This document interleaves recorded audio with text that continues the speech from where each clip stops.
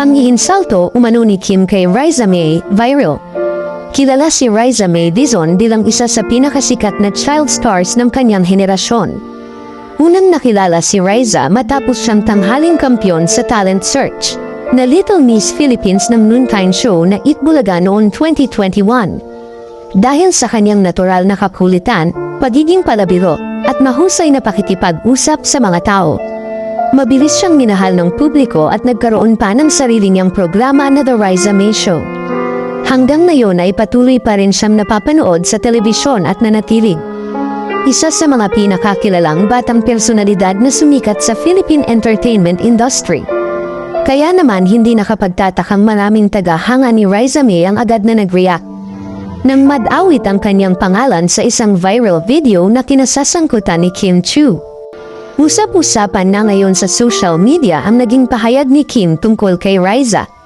Nangyari ito kamakailan sa isang eksena mula sa segment ng It's Showtime na Laro-Laro Ke, kung saan ay nabanggit ni Kim ang pangalan ni Riza May habang pinag-uusapan ang karakter na si Lotus Fit, ang kilalang multo mula sa horror movie na Feng Shui na pinagbidahan noon ni Chris Aquino.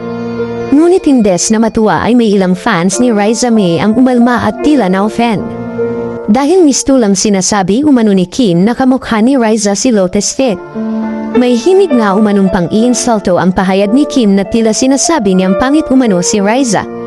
Kaya naman may ilan pang netizens na ipinagtanggol si Riza at iginiit na at least hindi umano retokada si Riza tulad ni Kim.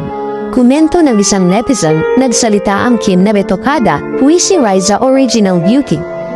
Gayunpaman, marami rin ang agad na nagtanggol kay Kim Chiu.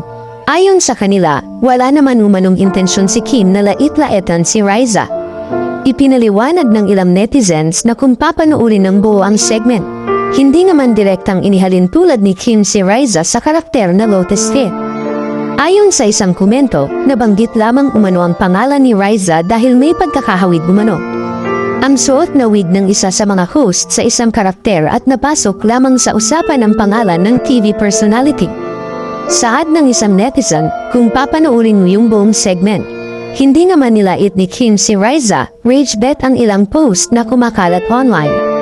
Hanggang sa kasalukuyan, wala pang opisyal na pahayag sina Kim Chiu at Riza May Dizon kaugnay sa usaping ito.